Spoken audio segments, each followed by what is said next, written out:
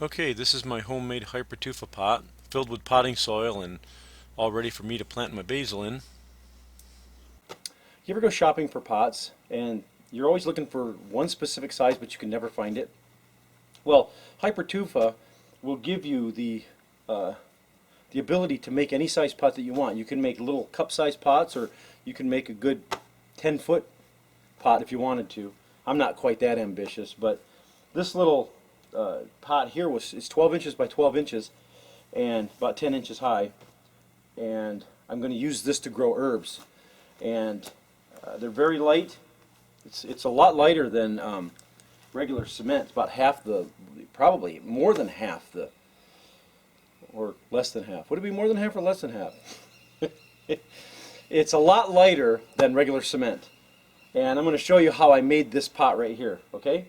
Okay, so the main ingredients to Hypertufa are Portland cement, vermiculite or perlite, whatever you want to use, and peat moss. Now those are the three dry ingredients, and you want to mix those in equal portions. I have gallon pails here that I'm gonna use. I'm gonna fill them all the way up, and then you're gonna have to add water to it. Now the water is dependent on how thick or thin you want the material.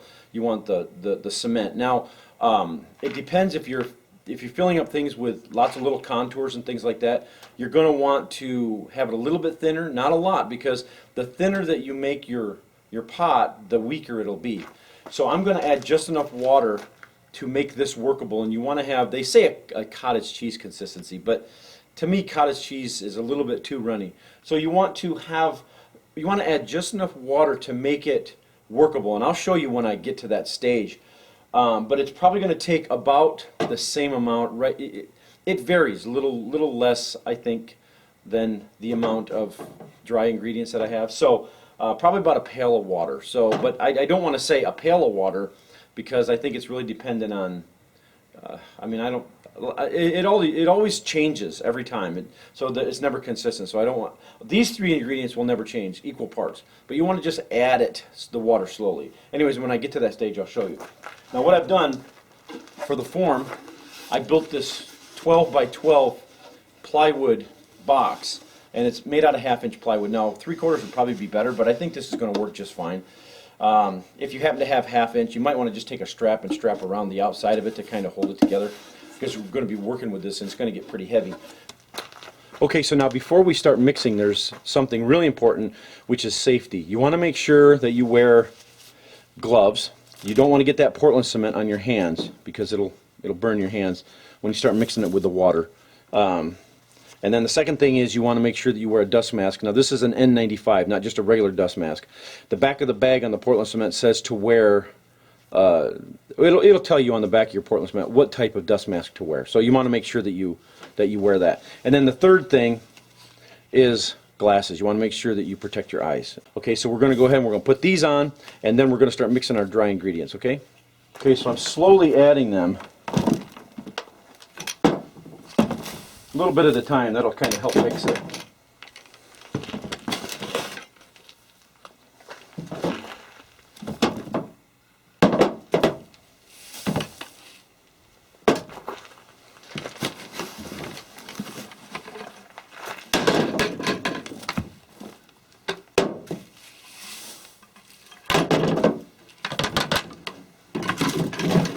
Okay.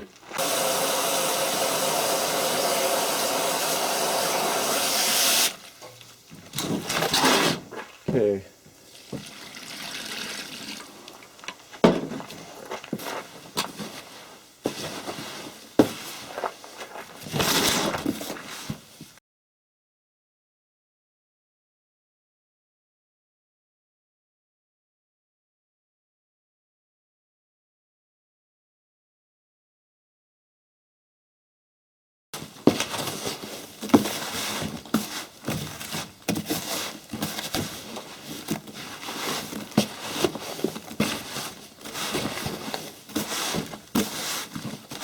Okay, that looks pretty good there.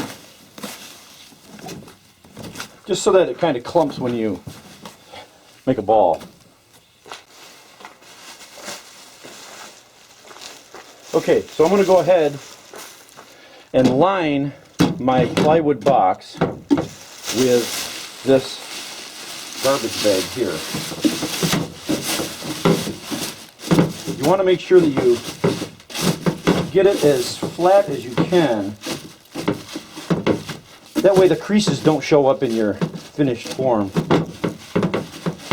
It doesn't have to be perfect, of course. Some people like the crease look. They say it makes the box look aged, but I'll show you when I take it out. Okay, now you're going to have to consider drainage holes.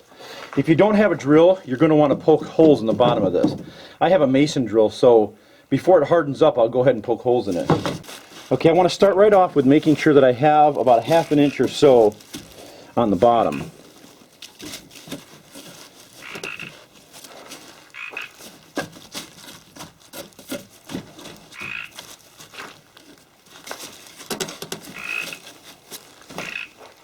You want to make sure that you get in the corners first.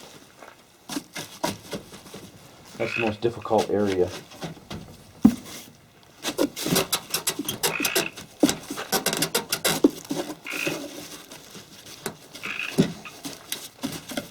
Now some people spray these bags with cooking oil so it'll come off easier, but I have never had a problem taking the plastic off of this, so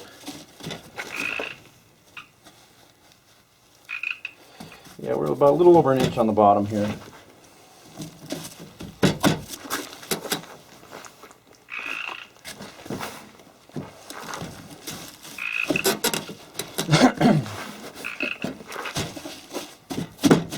Okay, then you start packing up the sides.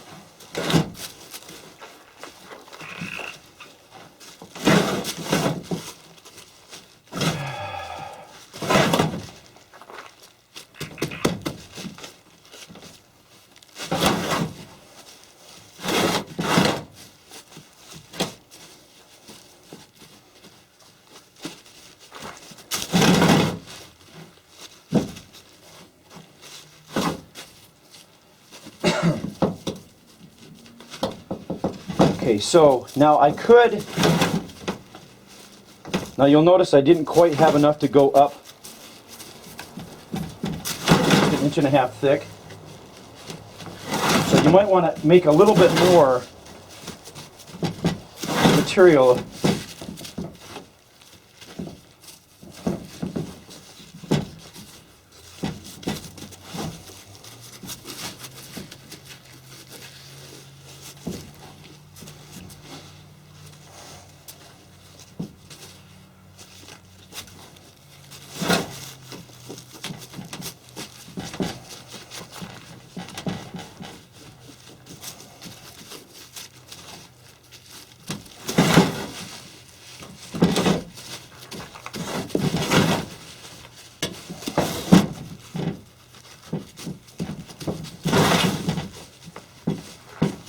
You want to pack this down tight.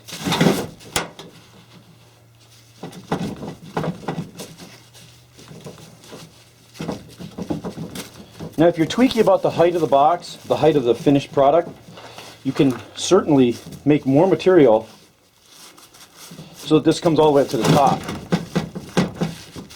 But I'm not going to need the whole 12 inches high. So this is going to work perfect. I want to make sure this is padded down real tight. Okay.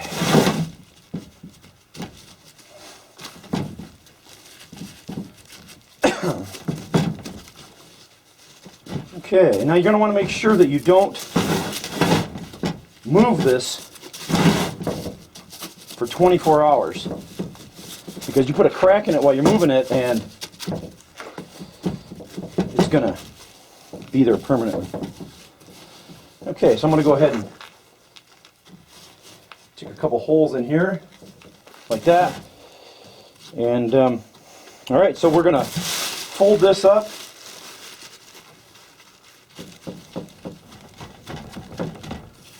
Fold this up, and we're going to let it sit for 24 hours and come back. Okay, it's time for the unveiling. Now when you make these boxes, what you could do if you're going to use them over and over again, you could put a hinge here and a clasp. I'm not going to reuse this, so I didn't want to bother wasting hardware on this. So I'm going to pitch this plywood anyways. So I'm going to take it apart like this.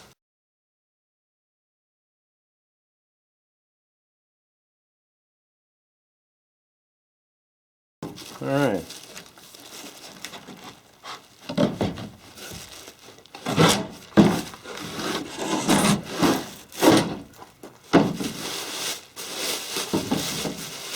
Now, as I said before, if you wanted to go all the way to the top of this, you just add more material and make it as big as you want. So, now I didn't get this all the way flat, which, you know, you want to work on it for a while and get it flat. That'd probably be a good idea, but I'm not going to worry about it. So what I'm going to do is I'm going to knock off this edge here, like this.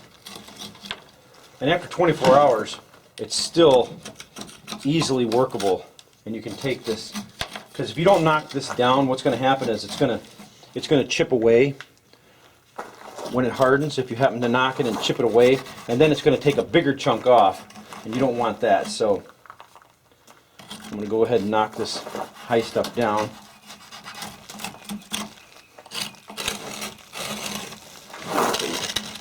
It's very easily workable after only 24 hours.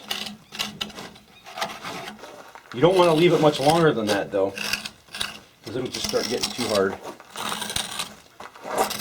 And like I said, if you play with this and just mat it down and make it look, I mean, you can make it look beautiful if you want to, but I don't. I kind of like the look of it. It looks like it's been out here a while and gone through a couple centuries of weather. You know what I'm saying? So, all right.